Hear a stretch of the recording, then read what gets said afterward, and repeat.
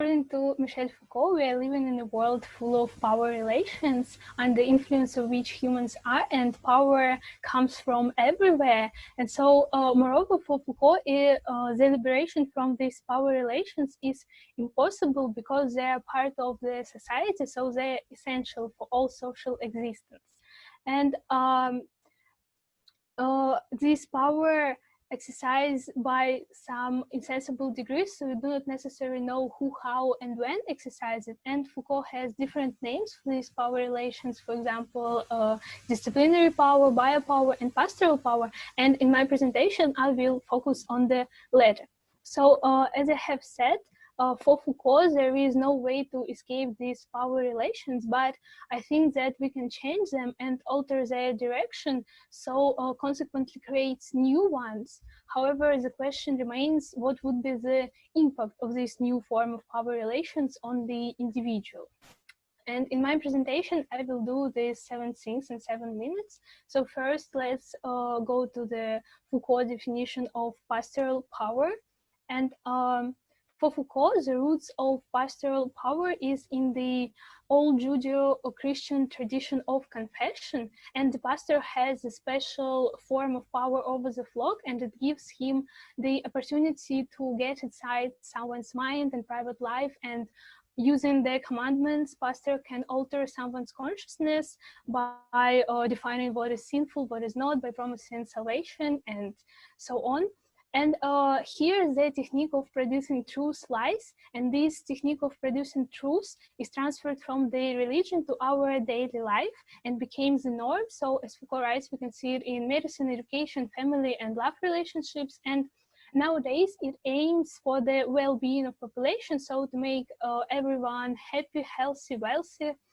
But as I said, for Foucault, there is no way to escape these power relations.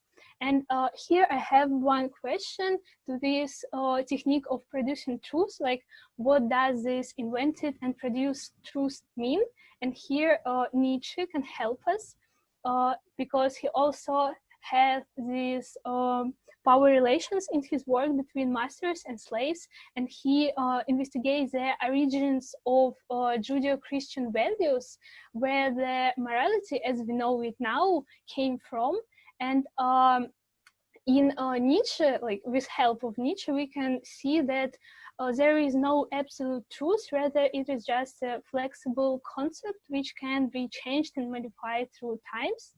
And also Nietzsche has this way to escape these power relations. One can do it by becoming atheist. So as Nietzsche writes, the complete victory of atheism can free mankind from the guilt towards God.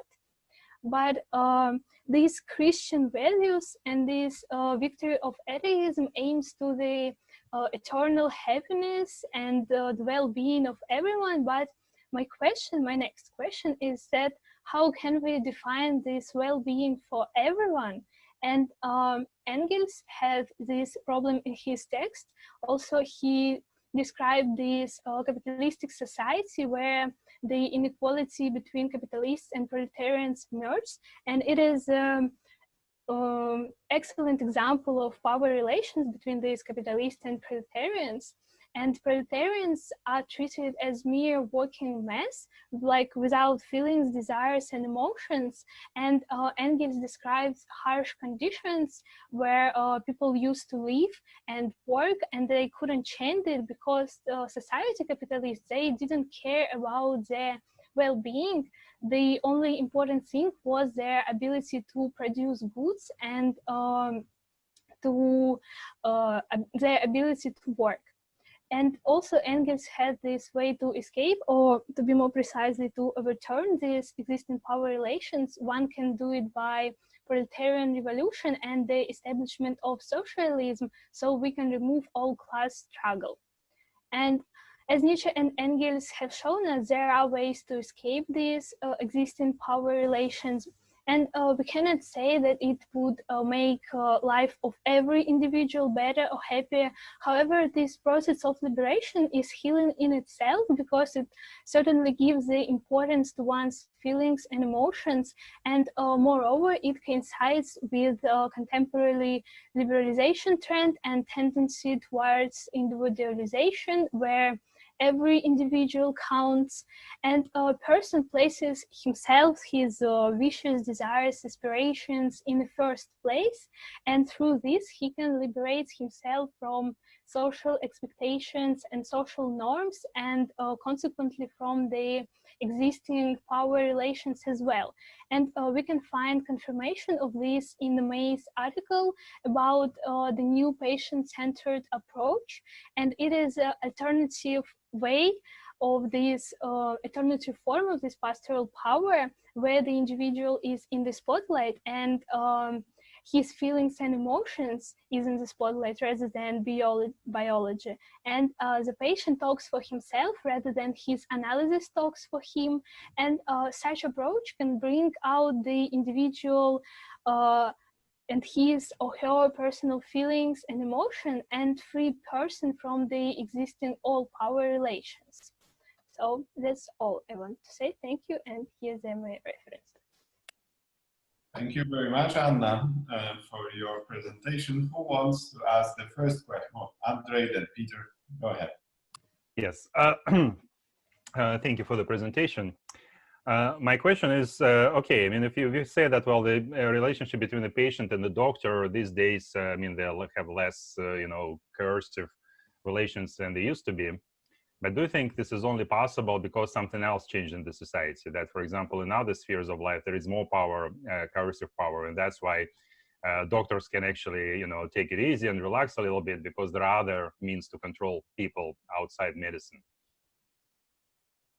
Well, I think that yes, there are other ways to control people, but here in this particular example and this new patient-centered approach, the focus is on the patient himself. So we can turn over these existing relations between doctor and patient when doctor is superior to the patient, and in this new approach, patient and his feelings is in the spotlight.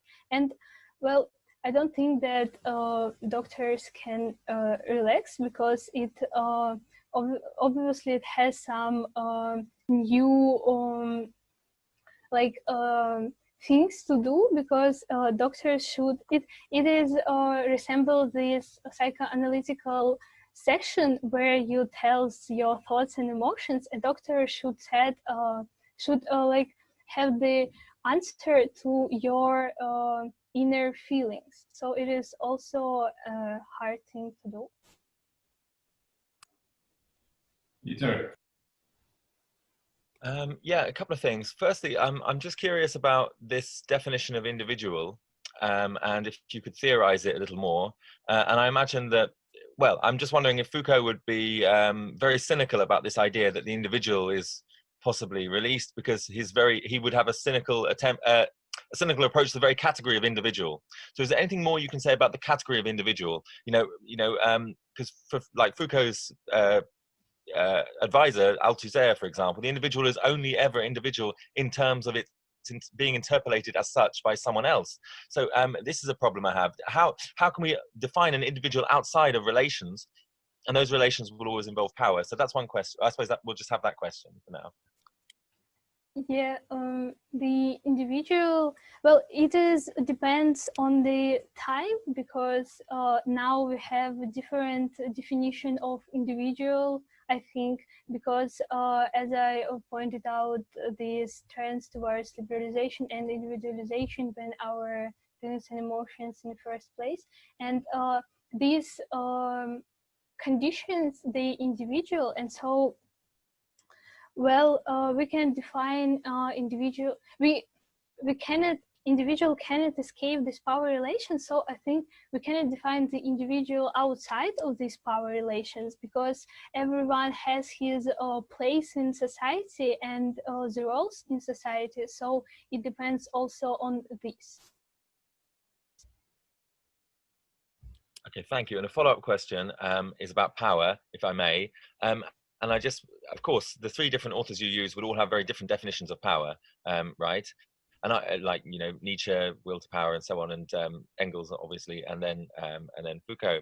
And I just wonder, I know that you specify pastoral power, which is interesting, and so I appreciate that you've nuanced this already. But I just wonder if you could say anything about whose definition of power you end up resembling more in your argument. Do you agree more with Foucault's, or do you feel that Nietzsche and Engels soften your definition of power and bring you to some other outside of Foucault framework definition of power?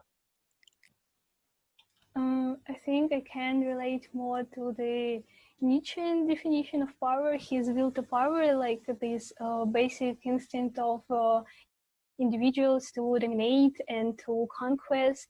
So, and in these power relations, like in pastoral power, we have this, also pastor, he has this power which can help him to, like, as I said, he is superior, so it is all about domination. And it fits in this Nietzschean definition of will to power. Thank you. Okay, Andre had a question. Yeah, so I would like to grill you on that a little bit more. So, okay, but I mean, if you like Nietzschean definition of power, that there is this master, for example, with a will to power, then you cannot use Foucault, right? Technically speaking, because Foucault would say, I think, that, well, following Althusser, who Peter quoted, that the master is only a master because he's interpolated as a subject of being as a subject, as a master, by the systems outside of his control, you know, political, economic, social. Aristocrat doesn't have a will to power. He is made to will power, and he cannot do otherwise. He absolutely has no freedom to be a strong individual. He has no choice, because this is the predominant norms in the society they find themselves in. So how can you actually operate with two contradictory theoretical frameworks, just glossing over with one to another, and not taking, I mean, how can you use Foucauldian arguments if you are actually believing Nietzschean argument? But I think Nietzsche has this, like, as you said, in Foucault, one is like predetermined to be superior, yes, by social norms and some power, and by these power relations. And in Nietzsche, we also have this predetermination, because, well, yes, it is different from the Foucault, but I think we can apply it too, because in Nietzsche, I think that for him, there is no free will, because if you are born in this like white race, you are master, so it is also predetermined, not by power or social norms, but by, I don't know, nature. So it can be seen in like together, these Foucault and Nietzschean definitions. Yeah, but then we run into the problem that was raised by Peter about how can you actually believe an individual who is liberated? Because as soon as there is liberation, there is no individual anymore. There is no subject. There is no human being, as in that Foucault's book, when the face of a man is just like a picture on the sand, which is just washed over by the sea, as long as the politics of power changes. You see what I mean? But in a sense, if the doctor doesn't exercise pastoral power, there is no subject of a patient. Patient disappears as a human being. There is no human being like a subject of a patient. But I was talking not about liberation at all, but about liberation from the old power relation. So you liberate from the old power relation, and you consequently have the new power relations, which could be better. Okay, all right.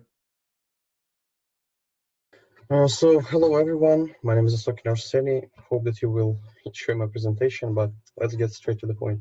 So the thesis, or rather problem I'm willing to speak about today is artificial intelligence will not have the same motivation as humans because of limitations set up by the possible origin of AI, biological qualities of human beings, and history behind mankind's moral foundations.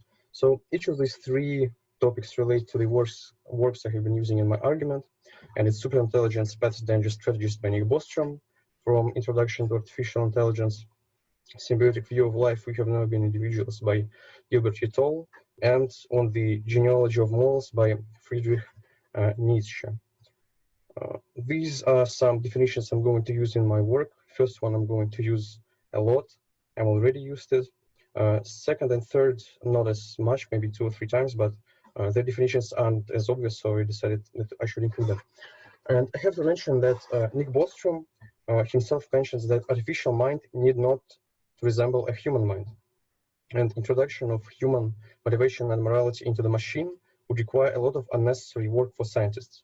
And the problem is that he does not include other standpoints in his argument, such as biology, which directly works with human intelligence, or philosophy, which covers topics of our motivation and goals. And I'm going to represent each of the arguments I'm using from the aforementioned sources, contextualize them within my thesis, and show how they interconnect, reinforcing the original statement made by Bostrom, and leading to a more refined version of the argument, I hope so.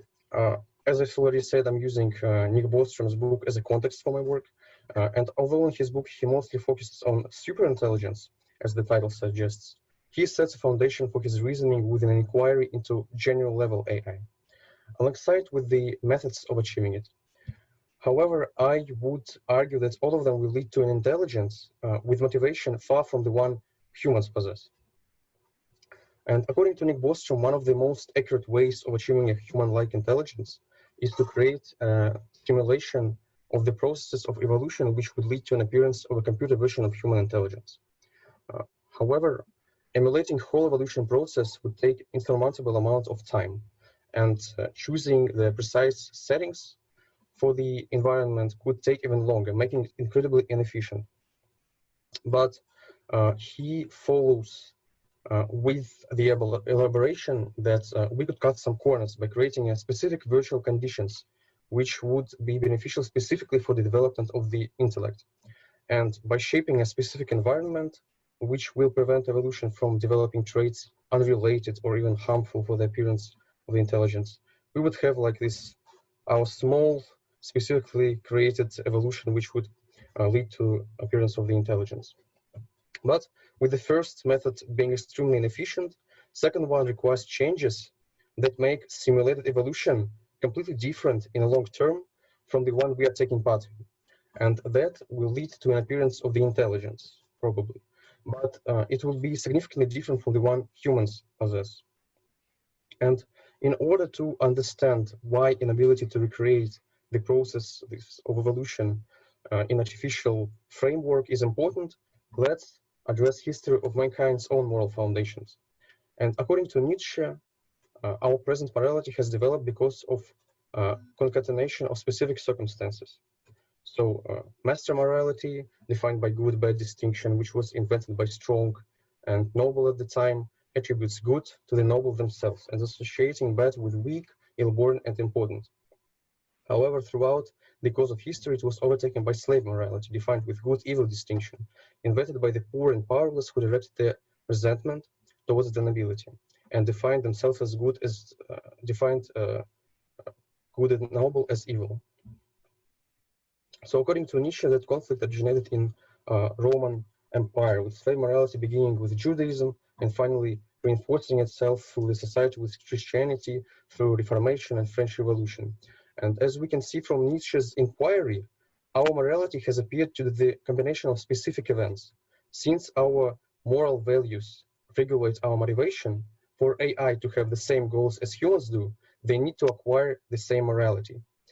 However, the most accurate method of simulating the evolution, including the last couple of thousand years, which shaped our morality, is not available, as we found out in the previous section.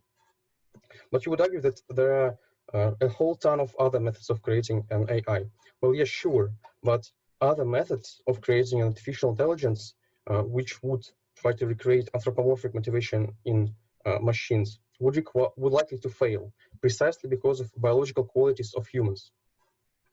And the reason for that is that we are not individuals as we tend to think about ourselves. According to Gilbert et al., argument they make in the symbiotic view of life is that we cannot be considered as individual organisms from anatomical, developmental, physiological. Well, generally, we cannot be considered individuals.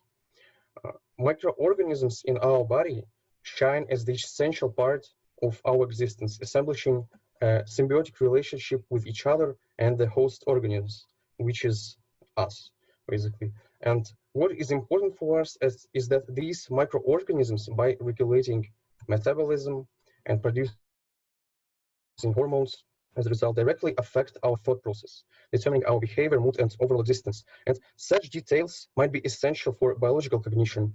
However, they are not necessary for artificial ones. And recreating complex, this holobiont structure, as Gilbert et al. Call it, would require an insurmountable amount of additional work for the developers of artificial intelligence.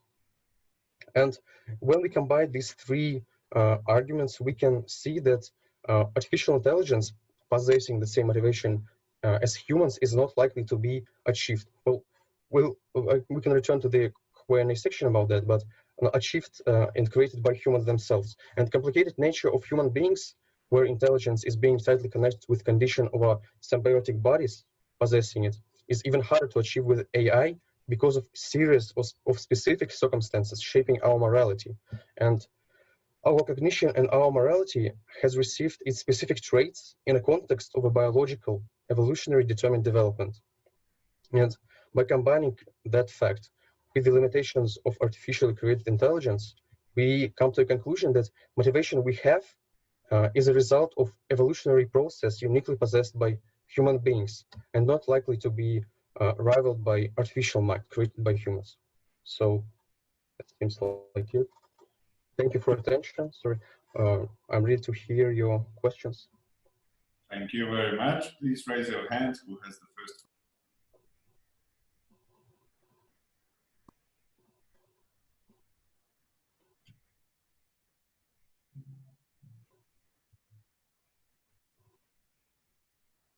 Peter.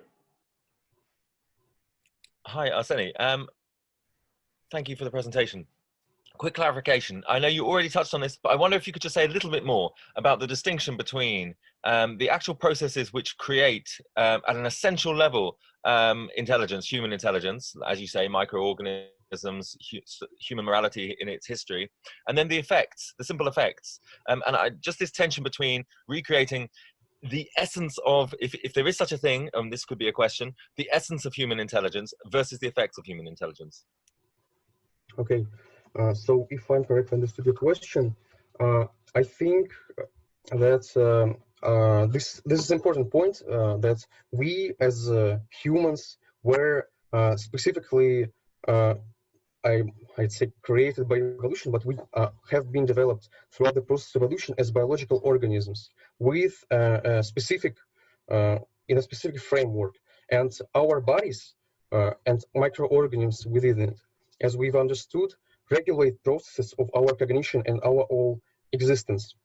So whether they are really necessary for us to live, to born, to develop, because these microorganisms are also part of like our genes, it's not that necessary, might be necessary to recreate artificial intelligence with the same emulation of biological state of body, if you get what I mean. So I'm not saying that we cannot like create artificial intelligence. Of course it is possible, although it's debatable, but in this presentation I would say that it's possible.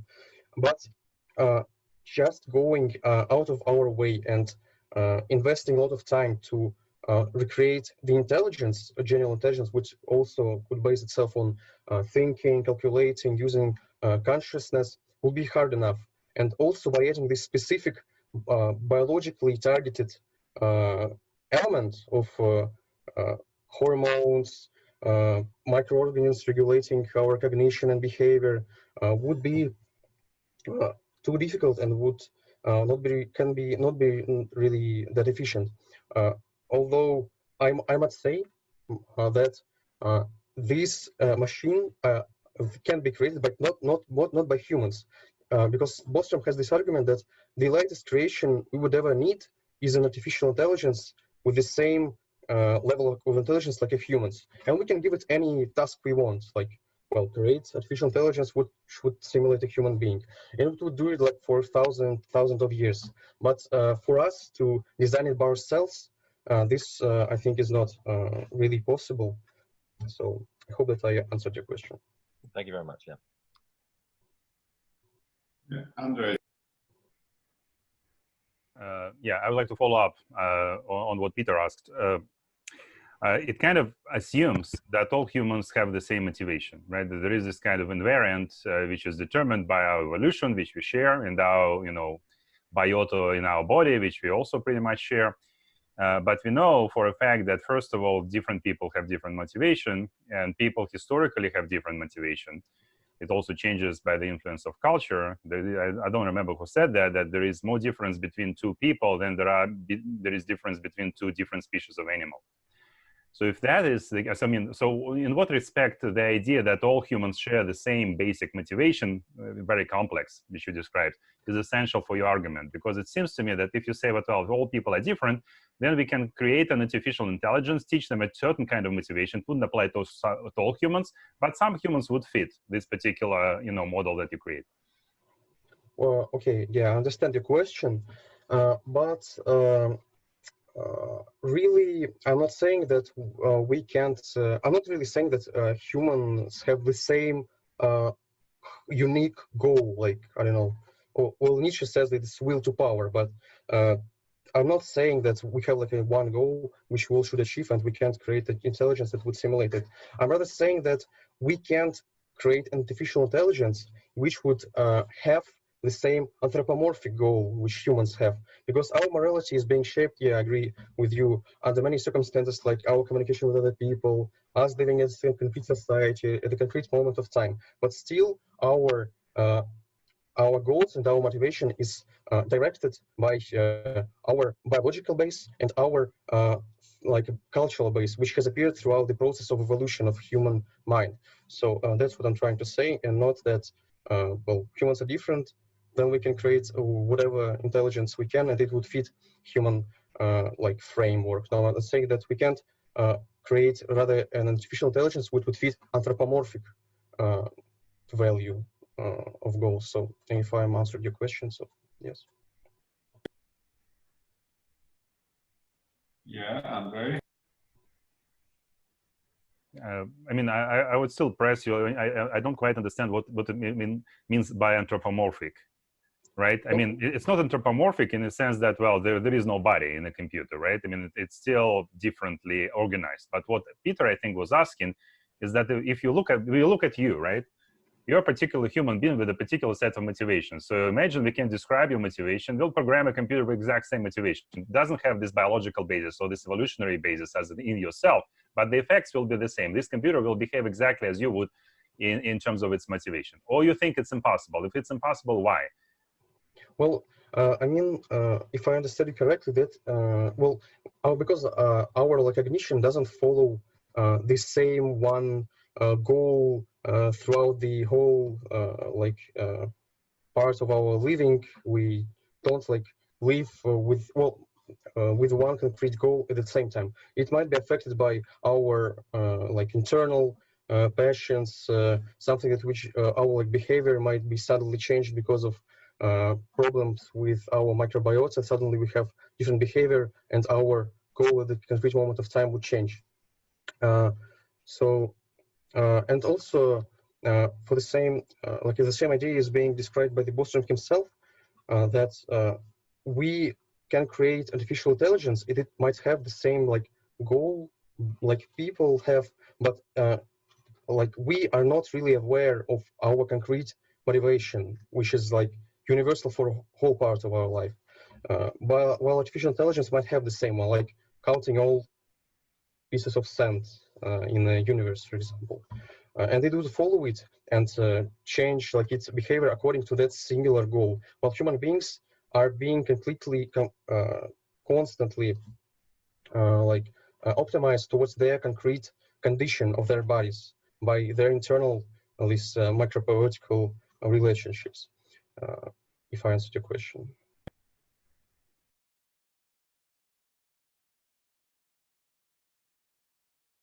My name is Dmitry.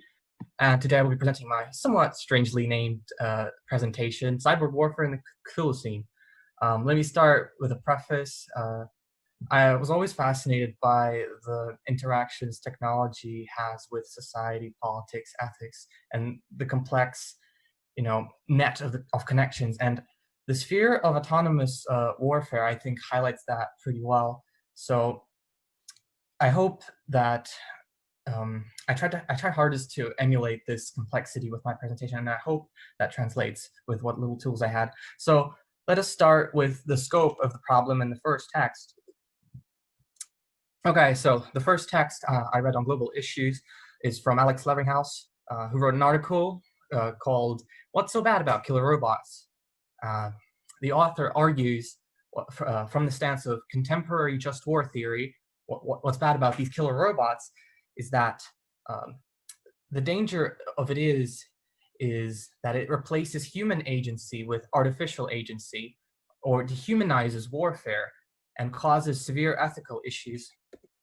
The one thing that machines do not have, Leveringhouse argues, is the capacity to decline certain commands, the capacity to, in our terms, not pull the trigger. Once instructed to kill, they cannot not kill, he says. And thusly, there is a fundamental aspect that is wrong about artificial agency, fundamentally, ethically wrong in killer robots. So, yeah. And he also lists several advantages and disadvantages of killer robots, actually. And I think that paves way for further discussion.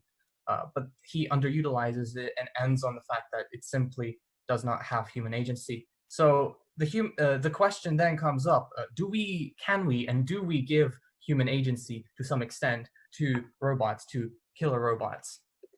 So I think a good connection to this is Hannah Arendt's work, What is Freedom? She sets out a chapter in her book, Between Past and Future. So she traces the roots of freedom to the purely political Greek origins, arguing that philosophy has obstructed the practical definition of freedom, which was previously, of course, entirely political. And so the lack of freedom of will, she argues, does not necessarily imply any political importance. The fact that we might or might not live in a world that has no free will does not matter. And so I propose to think about killer robots as Arendtian robots. They ultimately possess not only the ability to impact the world, but they also have an unpredictability factor, which is why many people, including Leveringhouse and also me, are concerned about the, in Arendt's terms, infinite improbabilities of artificial intelligence. At the end of the chapter, she also ends with this concept of a chain of miracles, and that the creation of something new is exactly the aim of politics. So I believe we can think of this as the interactions these robots will have between humans and their existing interconnections with technology. And she Arendt ultimately gives a way for understanding a complex world of connections, the creation of new non-human and human connections is this freedom. So maybe there is not much necessity to do this impossible, to emulating the human mind in the robot. So perhaps there is something else at the root of this problem. And to find out what, I will refer to the final reading in this project, Donna Haraway's Staying with the Trouble, Making Kin and Chthulucene. So Haraway talks about the dangers of the terms Anthropocene and Capitalocene precisely because they have an ultimatum to them. They simplify things, and they're ultimately anthropocentric. What is the cause of climate change? The Anthropocene says the anthropos, the human, and the Capitalocene says the same thing with capitalism. But Haraway states that none of them get the full picture. That is due to excessive anthropocentrism, the man being at the center of it all. So she proposes a new epoch of the Chthulucene, the era of complexity, where things are interwoven with the earth, and where we are becoming with the earth, essentially. And so Haraway tells us that we need to tell stories that evoke responsibilities. And because Leveringhouse tells us a multitude of stories that illustrate both good and the bad of autonomous weapons, he opens room for discussion, but ultimately puts it back on the shelf. And I believe that is because of this anthropocentrism. So in his case, I state that the veil of anthropocentrism makes us much less ready to give up our power and sovereignty to machines, not in the strict sense of automation and autonomy, but rather as to share the responsibilities with our new and unknown non-human co-inhabitants. In a nutshell, anthropocentrism prevents us from utilizing some technologies that may or may not be beneficial. Of course, this is not to be understood as an antagonism to anthropocentrism. It is still required, it is necessary, but we must not always take it as granted, as too much of it could prevent us talking from things that really need to be talked about. So we need to be responsible with our technology, knowing both risk and gain, being open to change, but not without considering it first and prompting, of course, others to think about it. So in conclusion, by eschewing, by avoiding anthropocentrism, we would be better able to convey complex causal chains. Robots might be required to participate in systems that require human agency, warfare, and by embracing this complexity, we should be better able to address the issues of machines replacing us in warfare, as well as we'll be able to make better conversation with other states and machines by making kin. So thank you for your attention. I would like to hear the questions. Thank you very much. Who has the first question? Peter, Erica. Okay, thank you very much, Dmitry. Very interesting. Okay, let's talk about Haraway for a second and this Chthulucene. Okay, so I can understand in general terms about finding accommodation with the non-human.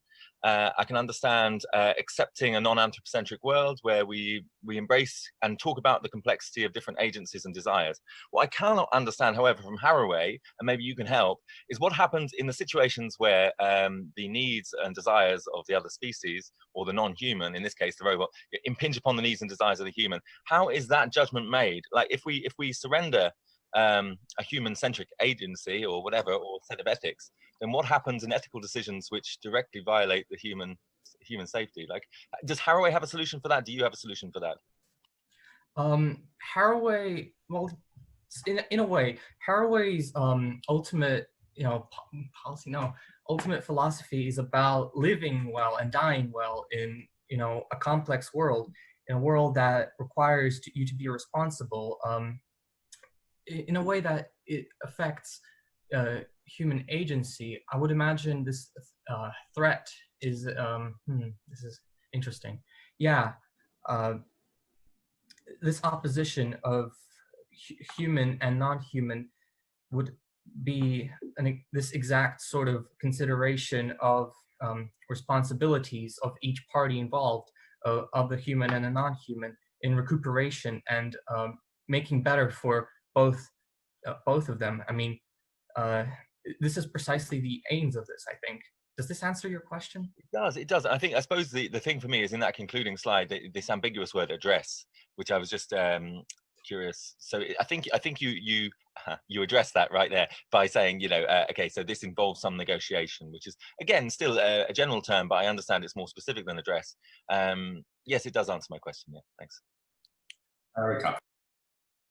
Yes, as someone who grew up basically in Minneapolis, St. Paul, I've been pretty riveted by things that have been going on in the US recently.